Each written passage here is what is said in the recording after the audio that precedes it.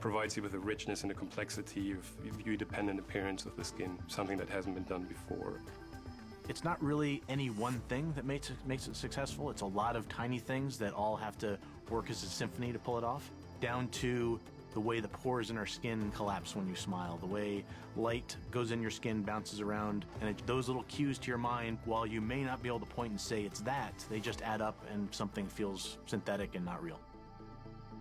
When you have a very emotional scene, the character really strikes a heavy pose, and you will see all the wrinkles becoming yellower, and then the blood pumps back and they become redder and all that kind of stuff. Sweat in particular was mostly dealt with additional layers of materials on top of the basic material of the skin.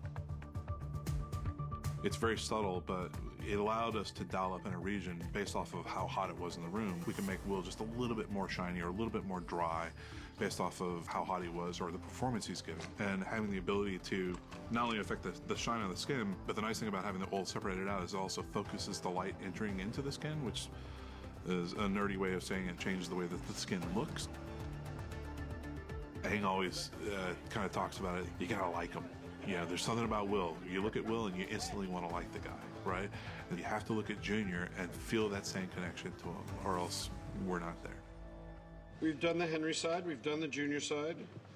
I believe that ends our ghosting adventure, correct? Yep. Yes, sir. During filming, one of the challenges we have is the reality that there's only one Will Smith. So if we needed to perform 2 roles at one time, it becomes hard. And action. So what we did was we had what we called the A-side, B-side approach. For those shots, Will Smith would play Henry, and then a stand-in would play Junior.